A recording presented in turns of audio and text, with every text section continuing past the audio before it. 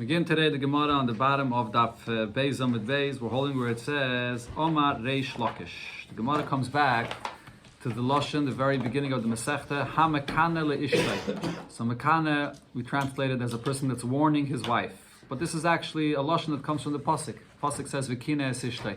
So the question is, what's the real source of the meaning of this word Makane? The usual word for warning means hasra, to warn. So what's Makane? It's like the Gemara. About 5-6 lines from the bottom of the Amud. Amar Reish Lakish said, Ma Loshin Kinui. What does the meaning of Kinui mean? Davar Amatel Kina, this is something that brings about a jealousy, or anger actually. The word Kin over here does not mean so much anger, jealousy. Rashi here, Taichus, Kina means kas, anger. It brings anger between this woman and other people.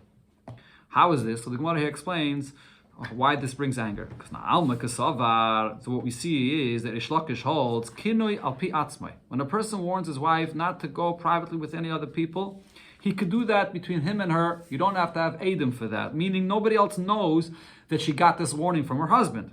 So v'kol alma yadi the kanila, no one knows that her husband warned her, and therefore va'amri, people say mai de kama. What happened over here with this woman? The kabadle, that she is separating from everybody. She's staying away from everybody. All of a sudden, she's to herself. She doesn't want to talk to anyone. And people are going to be angry with her. So therefore, the kinui of the husband causes anger between her and other people. That's one meaning. But he said in the name of Abaye that the kinui means taka anger, but differently. When a husband warns his wife about this, this brings about anger between husband and wife. What does that mean? Why between husband and wife? So what we see is that his opinion was, when a husband warns his wife about this, it has to be done in front of Edim. Or Pishnei Shnayim Edim, that is. So if so, everybody knows about this. The word gets out that the husband has warned his wife, this woman, not to have any relationship or go privately with anybody else. So therefore, other people are not getting angry at her for separating from them. It doesn't bother them. But it's the husband that's causing there to be anger between him and his wife, because she gets angry about the fact, why are you warning me about this? You don't trust me. So the anger becomes between the husband and wife, but not between other people. Says the Gemara, now based on both of these opinions, Alma, the fact that they translated the word kinui to mean that it brings anger, so we see that kasavri, that they hold the asur lekanis, that a person may not warn his wife about this. This is, as we've learned on Daf Beis Amud Aleph, the Gemara says, the Mishnah adds, ha mekane, which means only b'di'evet. Chazal wa mesaken, that a person should not warn his wife. That's what we see they hold. So just to mention again, a point, the kitzer of the Sikha that the Rebbe said about this, I mentioned, I think, yesterday, part of this, that there's a machlokes rishonim exactly what the Gemara means over here regarding asur lekanis. According to Rashi, it's mashma that the asur lekanis means any type of kina, any type of warning to his wife, a person shouldn't do this. But the Rebbe proves from the Rambam that it depends how it's done. If it's a kinoi where a person is doing this as sort of bringing his wife to a situation to become a Sotah, that's not a good idea. A person should not be mekana his wife with the intention to bring her to become a Sotah. Mentioned yesterday, the reason is because there could really be a problem with his own behavior, and then once she becomes a Sotah, there's going to be a problem. Not necessarily will the waters of the Sotah that she drinks do anything. But if a person is not warning his wife with that intent, person is sort of trying to not warn his wife, but really more speak to her nicely about this, that she should behave properly and so on, she should be careful who she speaks to and so on, that's okay. Not only it's okay, but that's the right thing. The Rambam there says that a person should be vigilant of the different things where his wife is going or what she's doing. And that's not included in what the Gemara says here. The Gemara continues, now there's another opinion that says that Chazal did not make this takana, that it's allowed for a person to warn his wife. So ma'u loshin kinui. So according to them, there can't be any negative meaning to the word kinui. So what does the word kinui mean? Amar Rav Nachman bar Yitzchak. So he says, en kinui al loshin asra. The word kinui means just to warn, that a person is warning his wife about this, but not anger. As we see this in the pasuk, Vayakane Hashem la'artzai, the Eibishter warned the people in the land. This is regarding in that time period a makkah of Arba that came upon the Yidden, and they were warned about this. So we see Vayakane does not just mean anger or jealousy, but it means also to warn. Sagt the Gemara Tanya, we learned in a Braisa. Rav Meir would say, a person, he transgresses, does an aveda in hiding, quietly, privately. And he thinks nobody finds out about this. But Vakadosh Baruch Hu machriz olav b'golei. And the Eibishter goes ahead and announces this and reveals this for everyone to see and know. And this refers over here to this woman. This woman is misbehaving and she does things privately. But then what happens? The Eibishter puts into the heart of her husband to warn her about this, and the matter comes out, it becomes known. Shanema, as the pasuk says, va'ova olav ruach kira. When the pasuk talks about the husband warning his wife, it says the term va'ovar. What does va'ovar mean? Ve'ein aveda el loshen hachraza. Over here, the word aveda means that the husband announces this, that it becomes known for everybody. Where do we see this? Shanema, as it says in another pasuk, vayitzav Moshe. Vayaviru koil b'machna. When it came to the donations to the Mishkan, Moshe Rabbeinu wanted it to be announced that there's no need for any more donations. What does the pasuk say? Vayaviru, that it's being announced. So here as well, va'ova means that it becomes known to everybody. Rish Lakish says a different pshat. That what does it mean when it says to a woman when she comes and does this aveda? Ein adam ma'aver aveda elom kein nichnas by ruach shtos. Person does not do an aveda unless a ruach shtos, a spirit of foolishness, overcomes him. Shenemar, as it says here, ish ki siste ishtoi, that a man, that his wife is sister. What does the word sister mean? Sister means strays off of the straight path. So the Gemara says sishtek siv. It could also be read as a shtus, as a foolishness. Right? So some say that from the lashon of the Gemara, it seems like in our Gemara it says Rish Lakish Omar. There's another gerse here which reads Omar Rish Lakish. Rish Lakish, the rule is when it says Omar after the name, that means that it's an argument. So it seems like Rish Lakish is coming to argue on what it says before. That before it said that she's doing an aveda and the Eibush is machris begoloi. Rish Lakish is saying no. It's a ruach shtus that overcomes her. And then when she gets back to her senses, she realizes what she did. The Eibush does not necessarily cause this to come out to the public. The famous pshat that Chassidus says, that Tanya, the Alter Rebbe says in Tanya, to this concept of the ruach shtus. Just to point out what the chiddush of the Alter Rebbe's pshat is, when you learn the simple pshat of the Gemara, what does this mean, ruach shtus? The ruach shtus is the fact that she lost her mind. She lost her thinking. She's not thinking straight. Here she's married. She has a husband. She has a family. And what is she doing? She's going out with other people. She's ruining her whole life. If she would only use her mind, then she wouldn't do such a thing. That's a simple pshat of the Gemara. But the Alter Rebbe teaches much deeper. The Alter Rebbe says that the neshama of a yid, it's not mitzat seichel. Seichel would actually not hold her back of doing this aveda. Seichel is not strong enough to stop a person from a taiva that he's overcome by from the nefesh habahamis. Elamai, there's a ruach shtos that overcomes a person that shuts down your entire mitzias, and even seichel doesn't help for that. And the only way to overcome this ruach shtos is by a shtos of the neshama. So over here we're talking about the ruach shtus of the nefesh habahamis that doesn't allow a person to think straight, and so therefore what's the eitzah? The eitzah is the neshama of a yid. If a person remembers his neshama, so then he wouldn't do the aveda. The ruach shtus is the fact that he forgot about his true identity, that he has a neshama, and neshama b'shum oifen cannot and does not want to do an aveda. That's the Alter Rebbe's pshat in this Gemara.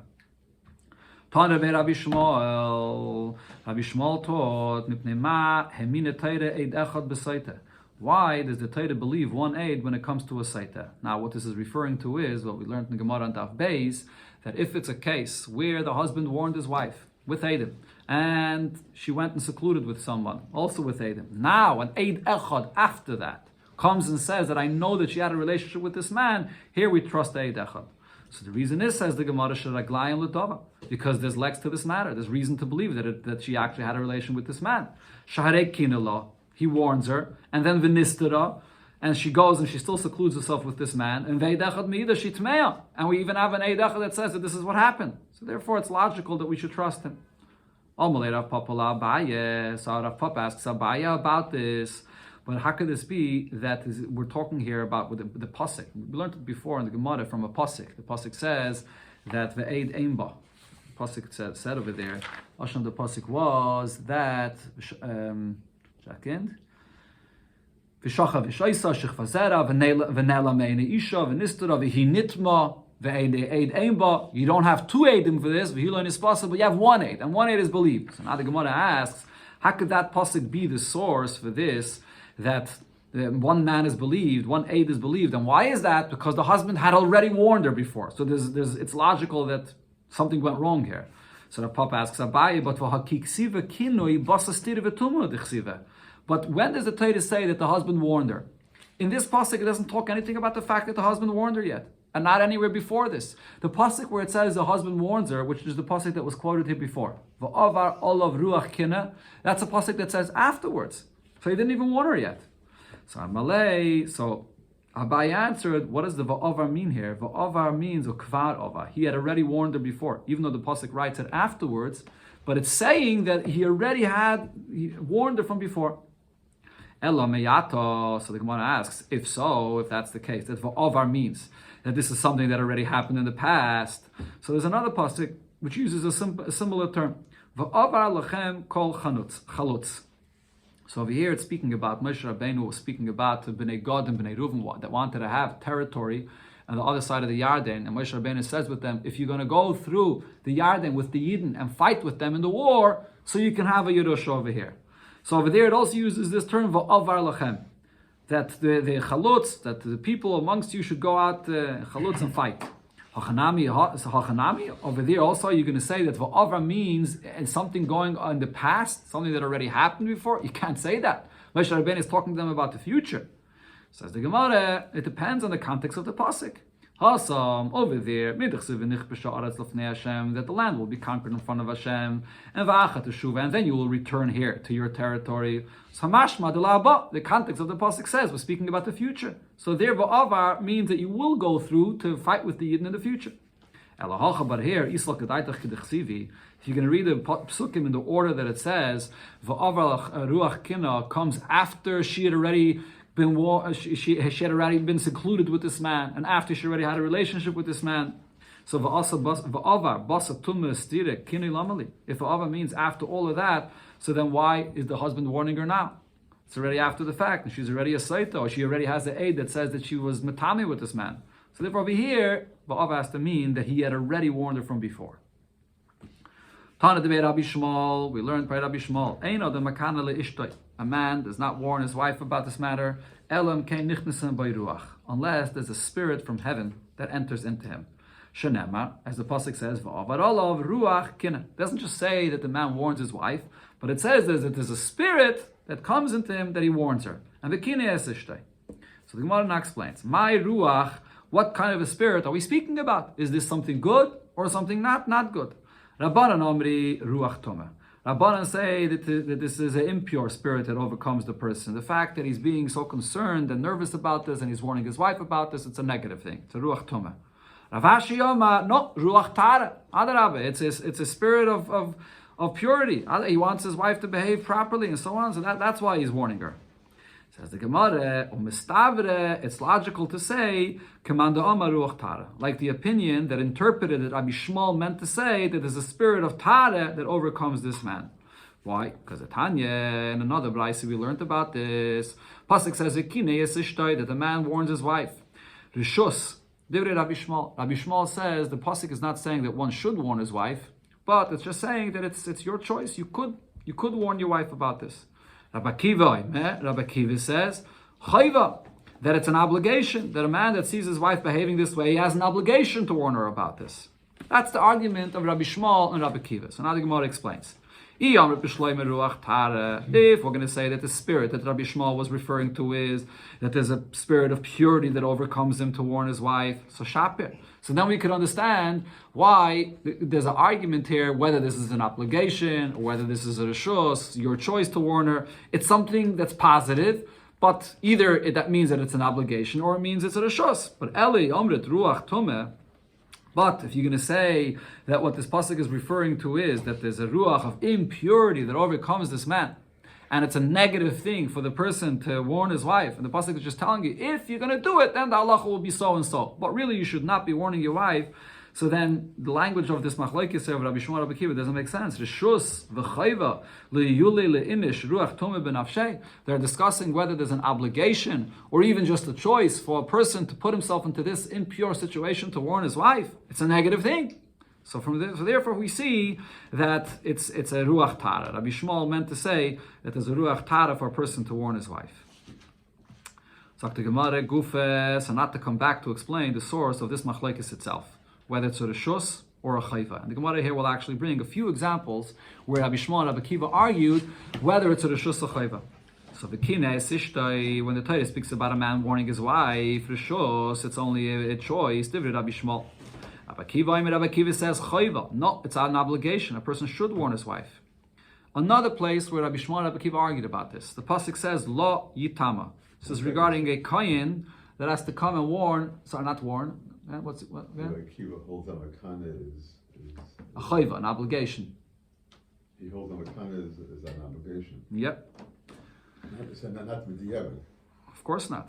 So the Gemara, another case where we have this machlokes of reshus and chayva is lo yitama. What's lo yitama? Lo yitama is referring to a kohen that's not allowed to be metame to a mace. But then the pasuk there says that when it comes to a chaysei hapsula, to his sister, to her, he could become tamei. So again, they argue reshus. Rabbi Shmuel. Rabbi Shmuel says when it says lo yitama, all it's telling you is that a kohen is allowed to become tamei to a close relative, unlike all other people, that he's not allowed to become tamei to.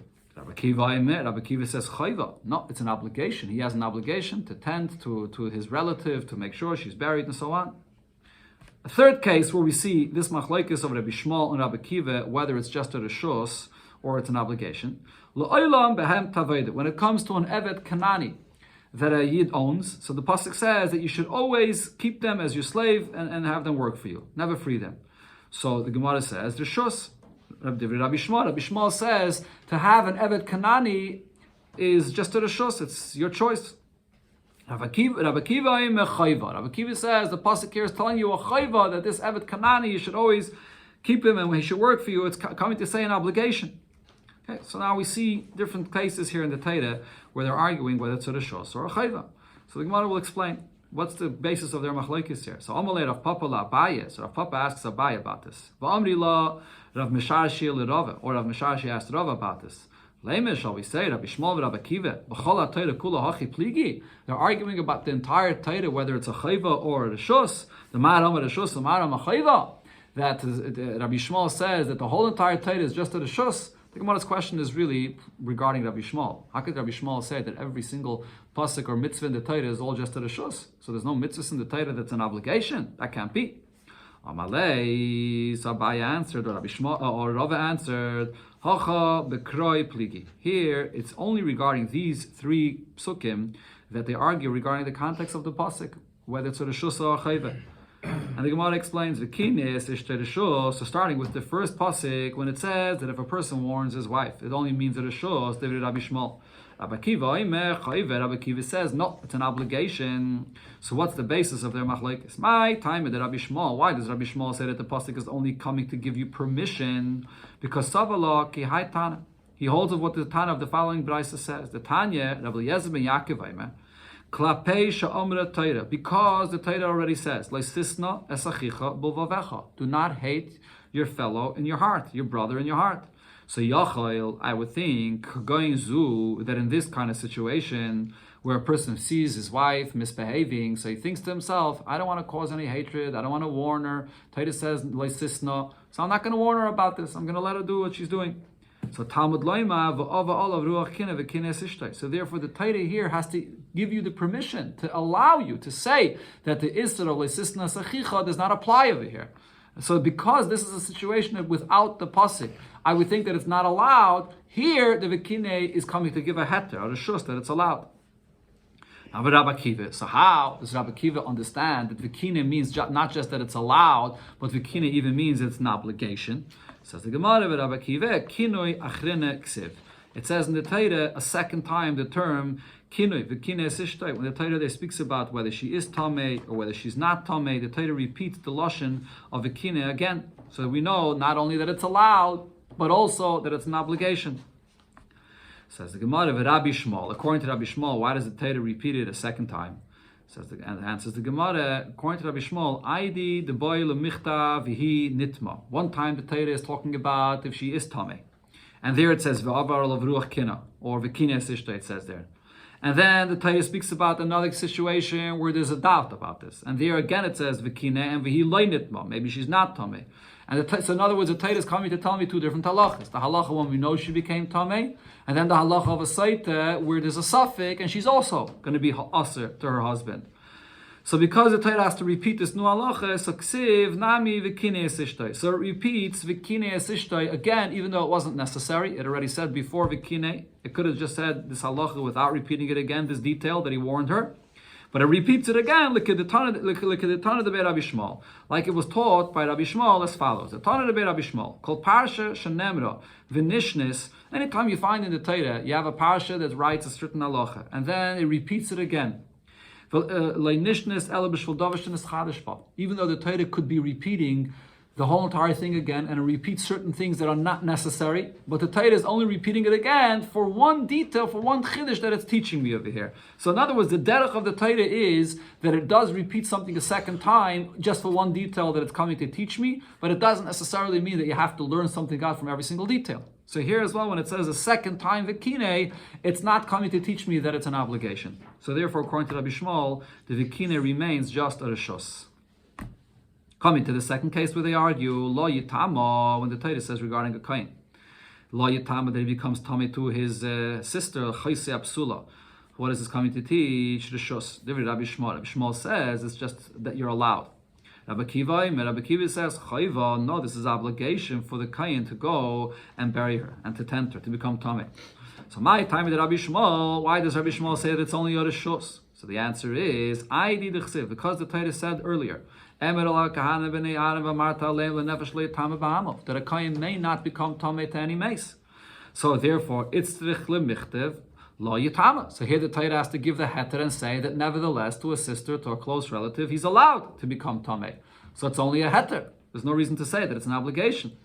But Rabbi Kiva, so why does Rabbi Kiva say that there is an obligation here? So he says, Michi'im l'she'edoi nafke. It already says before in the pasuk, l'she'ikim l'she'edoi yakara ve'lov. So the pasuk already said that a kohen has a heter to become Tameh to a close relative. Why does it have to say again in the pasuk lo yitama that he becomes tamei to his sister? So that's lamali l'chayva. So it's saying it again to say it not only it's allowed but it's also an obligation. Now Rabbi Shmuel. So according to Rabbi Shmuel, why does the Torah have to write again lo yitama? Lo mitama. It's coming to teach me that this that he's allowed to become tamei to a relative is only lo if it's the full body of the mace intact. But ve'em mitama le'eva reha. If there's one aver that comes from a chai that also has to be buried, and also causes tumah, a kohen may not be metame himself to one avid that falls from a live person to be metame himself. It has to only be lo, only a full body of a mace. So it's a different drasha. So it's not an extra pasuk to teach me that it's an obligation. So it still remains a reshus. Rabbi Kiva, not according to Rabbi Kiva. How do we know both of these things? We're going to have a source to say that this is an obligation, and also a source for this drasha we just taught that only if it's the full mace and not just one aver. In Cain, if the Torah is just coming to say that only the tum is only to the whole mace and not one aver, lichtov rachman Allah. The Torah could just write the word la without the word yitama. Right? When the Torah writes the words, second, the lashon of the pasuk there is that la chaysi apsula kroi ve'elav ashaloi haiselish la. If the Torah wants to say that it has to be her, not just one A, they could just add the word la, her fully, without the word yitama. Why is it adding the word yitama? Velishtek, just la, and then to be quiet. Yitama, la mali. Why is it saying la yitama? Shma mina. So this teaches me the halacha that Rabbi Shmuel said, that you could be mitama only to the full mace, not to one aver. And also the halacha that it's a chayva, not just a reshus. The one word teaches you two things? The extra word of yitama. There's law, and then there's yitama. So it's not just one word, it's two words. Rabbi Shmuel, not according to Rabbi Shmuel. So why doesn't he learn out both of these things? Aren't they both extra words? Says the Gemara, because the chasav law, because the Torah had to write the word law to teach me that you can only be metama fully to her. In other words, if she's a full mace, not just one aver, chasav nami yitama. So it adds the word yitama as well. Look at the Tana de Rabbi Shmuel, like we said before, Rabbi Shmuel taught, the Tana de Rabbi Shmuel, called Parsha Shenem Rabbanishnis. When the Torah writes another Parsha again, or here it's writing another word again, Or another two words again. Doesn't mean that you have to darshan every single word. It's writing another word to darshan that other word. But just finishes off the sentence and it writes lo yitama, but there's no extra drasha here to say that the kohen has a chayva to be metame her. It's only coming to teach me the halacha of not being metame to an aver that comes from this relative. The third place where Rabbi Shmuel and Rabbi Kiva argued whether it's a chayva and a rishus is regarding a evet kanani. So the pasuk says lo olam behem tavedu rishus. Rabbi Shmuel says that this is just a permission to have this evet and to have him work for you forever. Rabbi Kiva says chayva. No, lo olam behem tavedu is coming and saying an obligation. You have an evet, he has to stay a evet forever. This is a chayva. Says the Gemara, my time with Rabbi Shmuel. What's the reason for Rabbi Shmuel that he says it's only a rishus? Reason is because the Torah tells us you may not allow any neshama, any of the 7 nations in Eretz Yisrael to stay alive. They have to all be killed. So if so, how could I have an Evet Kanani? So therefore, it's tzrichnami lemichtav lo'ilam behem tavaydu. So the Torah here is telling you lo'ilam behem tavaydu that you could have a slave that works for you and stays your slave forever. You don't have to kill him. Lemishri, to allow, and what case is that this allowed? So the Gemara is actually going to say that it's not always allowed to have an Eved from the 7 nations in Eretz Yisrael. Only if the mother is from one of these 7 nations, but not if the father is from one of these 7 nations. So again, if it's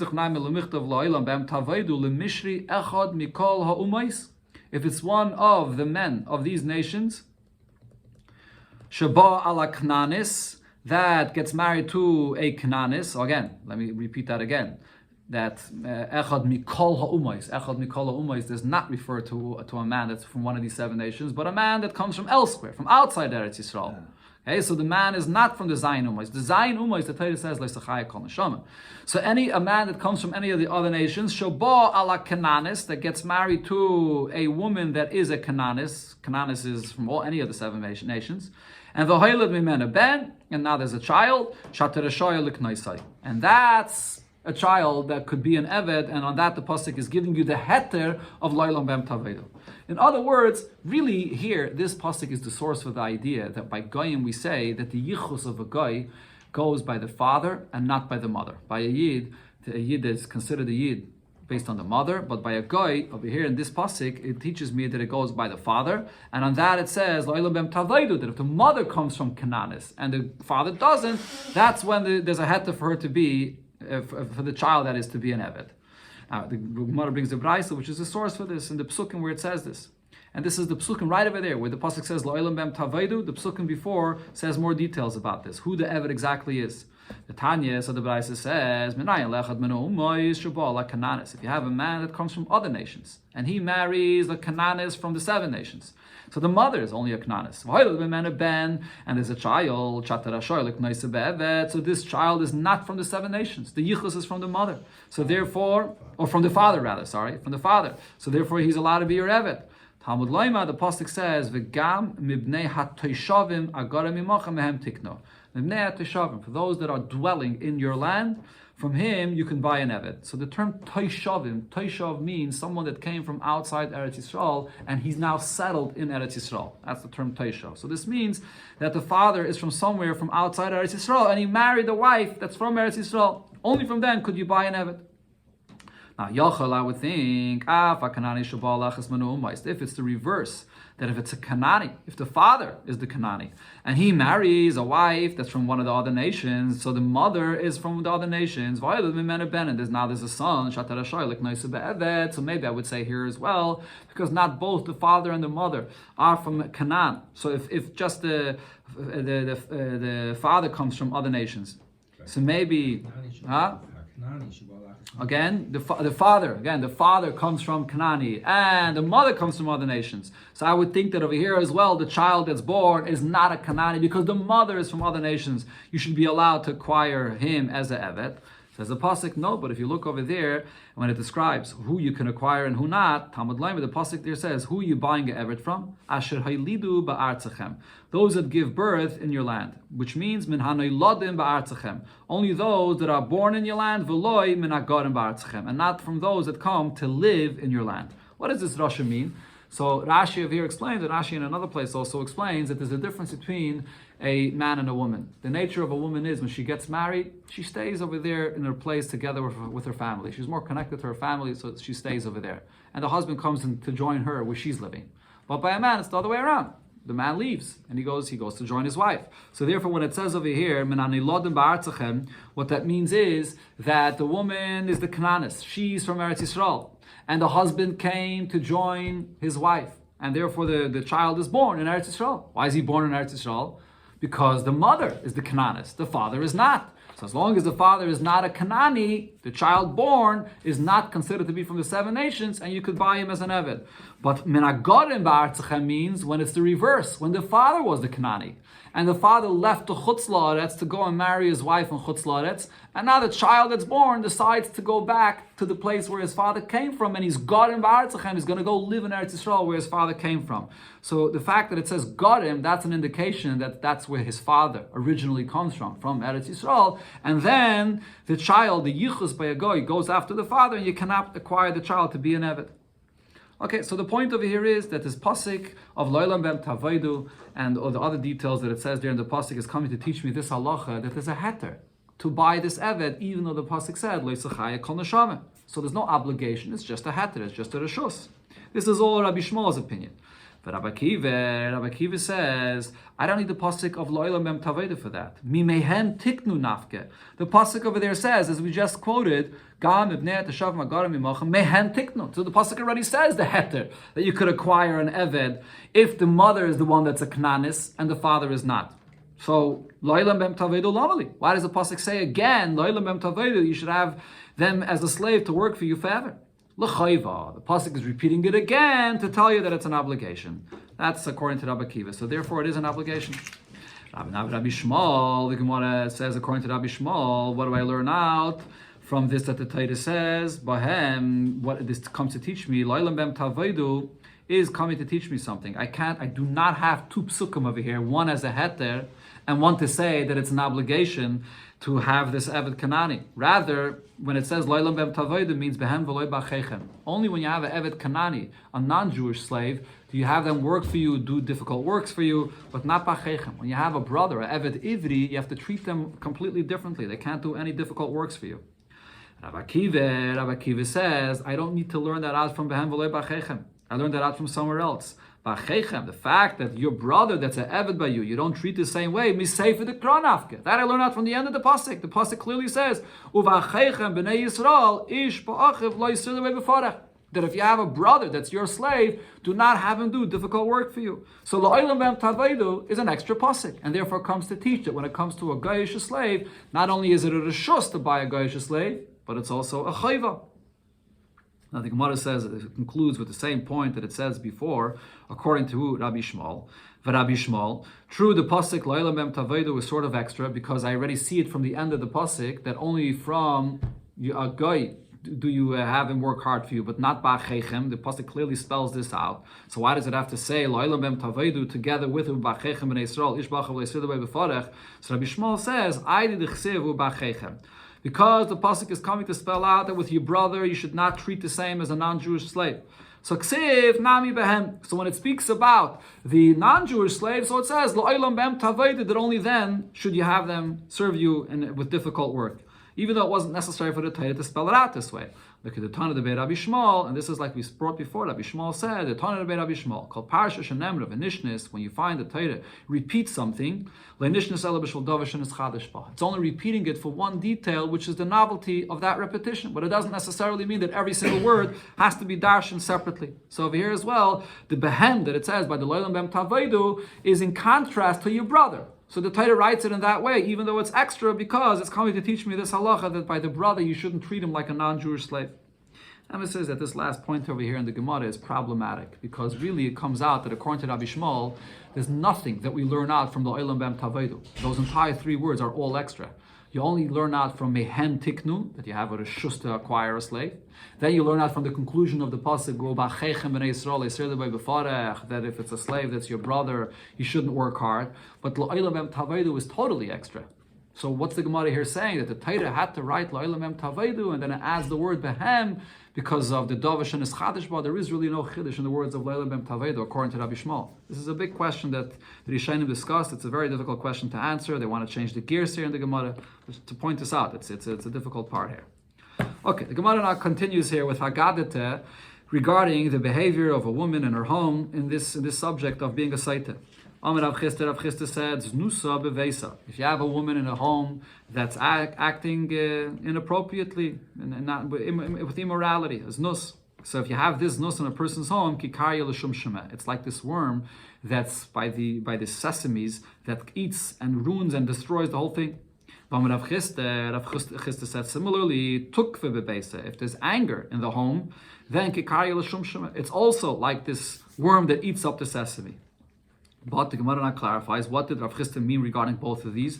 Both of these are said be'itzer, regarding the woman in the home. If she's behaving with immorality or her anger in the home, so regarding both of them, it destroys their entire home. Because the woman is the keres habayis, she's the anchor of the home. And if she's involved in this kind of behavior, whether in znus or whether in anger, the whole home falls apart.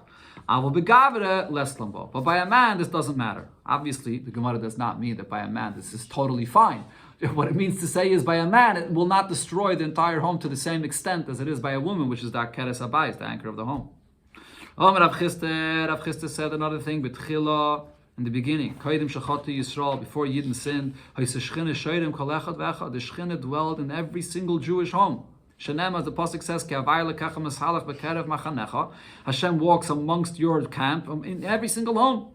Now, once Yidden sinned, then we're talking here about the Chet of Arayis, Nistalka Shechina Mehem.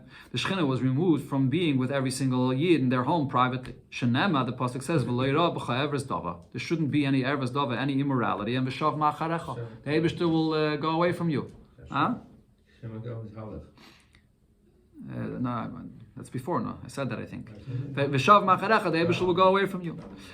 Amar Rab Shmuel ben Achmeini, Amar Rab Yoinese, and Kol ha'iseh mitzvah achas ba'ilam hazeh, a person that fulfills even one mitzvah in this world, mikademes v'hilechas lefanav lo'ilam haba, that mitzvah goes ahead of him and announces his coming, and the mitzvah announces what the person did in this world when he comes into the olam haba.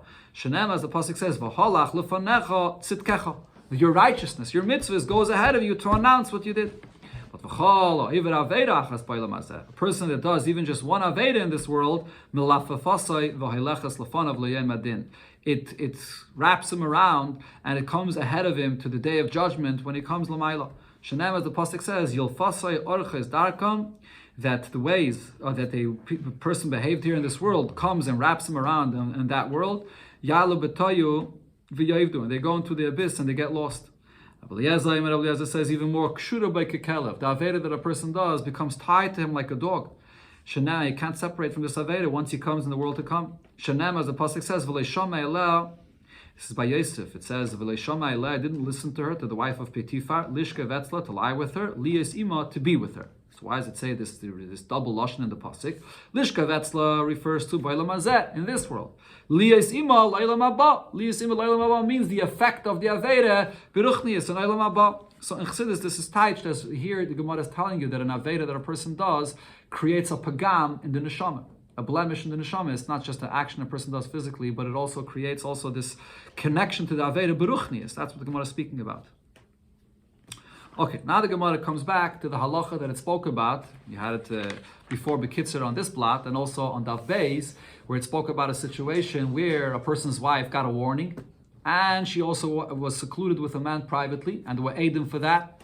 So now, when you just have one aid that tells us that she had a relationship with this man, she'll be aser. So now there's a Mishnah later in the Masechta that talks about this and says as follows. So Tnan Osam, regarding this case, the Mishnah later says, Shahaya b'din, that really logically I should make the following kal v'chomer. When it comes to the first testimony over here refers to the beginning of the whole story when the husband warns his wife. Now, so this does not cause her to be asa forever. If a husband warns his wife and she turns up being a Sotah, that doesn't mean she'll be asa to him forever. If she drinks the waters and it turns out that she did not have a relationship with anybody, she'll be mutter to him. So it's not such a severe matter. Nevertheless, what is the halacha there? That edus must be two to be trusted to bring about this situation. If so, the final Eidus that we're speaking about over here, that an Eidus is going to come and say that she actually had a relationship with this man. So at that point, no waters of Sotah will help. She'll become Asa forever to him. We're going to ask her forever. This is a very severe matter. For sure, shouldn't we need 2 Eidim to come to make such a big Isser on this woman? Says the Gemara, that's why we had a pasuk before for this. Talmud Leima ve'eid ein ba. That, what does that mean? That you don't have 2 Eidim that saw this, but kol sheyesh ba. Any Eidus that you have, meaning even 1 Eid, will also make it aser. So therefore, what do we learn out from here? The pasuk is saying that even 1 Eid could come and aser the person, aser this woman on him. Okay. Now the Gemara says, if so, let's make the Kal V'chomer now into reverse. Now the Kal V'chomer is Rishayna meyata. If so, I should say a Kal V'chomer now from here to the first Eidos, and I would say the Kal V'chomer as follows. Uma Eidus Achrayna, when it comes to this final Eidus, Shaisra Se'isr Eilam, that does aser her on her husband forever. Miskayem es Beidecha, such a severe matter, I trust 1 Eid for her to become aser. Eidus Arishayna, so the first Eidus, when she's being warned, She'ein Eisra Se'isr Eilam, which does not aser her forever, and it didn't Shetiskayem Beidecha. Most definitely, I should trust 1 Eid to bring about that Isser, which is not even such a strong Isser forever. So this says the Gemara, therefore we have another pasuk that teaches me there that I must have 2 Eidim. Talmud Leima ki motza ba'ervas davar. So the Torah says in matters of arayas that davar uses the term ervas davar. Ul halanu oimer, and by Eidim in general it says by money matters. The pasuk says al pishnaim Eidim or al pishleisha Eidim yakum davar. So it says the term davar there as well. So there's Gzeira Shava. Ma davar omala alon al pishnaim Eidim. Just like the davar by money matters is 2 Eidim. Avkan here as well al pishnaim has to be with 2 Eidim. So therefore I know that the warning or the seclusion of this woman has to be only based on 2 Eidim. Frek the Gemara, is that the source? Hi, Michi Motzaba, Ervas, Davar Nafke. The fact that for the warning and the seclusion there has to be 2 Eidim, do I learn it out from this Gzeira Shava, Davar that we just mentioned? But we said earlier already that Mi Ba Nafke. We learn out from this that it says regarding the Eidos, that says that this woman had a relation with this man. And the Torah says, Ba. Only she is believed with, only 1 Eid is believed regarding her to aser her on her husband. Ba v'loy b'kinui, ba v'loy b'stira. And from that word ba, we say that not for the warning and not for the seclusion, there you do need 2 Eidim. So why is the Gemara saying here that we learn it out from Gzeira Shava? Answers the Gemara, you're right. Hachanami ka'amar, this is really how you have to learn this Mishnah. And what the Mishnah is saying is, Talmud Leima ba v'loy b'kinui, ba v'loy b'stira. That the source that for the warning and for the seclusion you have to have 2 Eidim is from the word ba. Now, what was the pasuk of the Gzeira Shava, davar coming for? The Tumeh ba'alma, that's coming to teach me something else. Tumeh ba'alma. Eidos regarding a woman that she had a relationship with another man beloy kinoi, beloy stira, in a situation where there was not any warning before, and there was not any seclusion that we know of before. That in such a case, that an Eid Echad is not believed to aser her on her husband forever, minolam. From where do I know this? So this is a different case, right? When we said before that an Eid Echad is believed to say that this woman had a relationship with a man and she's aser on her husband forever, just 1 Eid, that's already because, like the Gemara said before a few times, raglayim l'davar, because there's a warning and there was a seclusion. But over here, how do we know in a regular situation when you don't have any of that, that 1 Eid is not believed just for the tumah? So for this we have the Gzeira Shava. Nema kan ki motza ba erves davar, v'nema la'alon, and by money it says al pishnayim edim, al pishleish edim yakum davar. So the term davar teaches me ma davar amal la'alon. Just like always by eidos, it has to be edim shnayim, has to be 2. Avkan, so to here edim shnayim, it has to be 2 edim.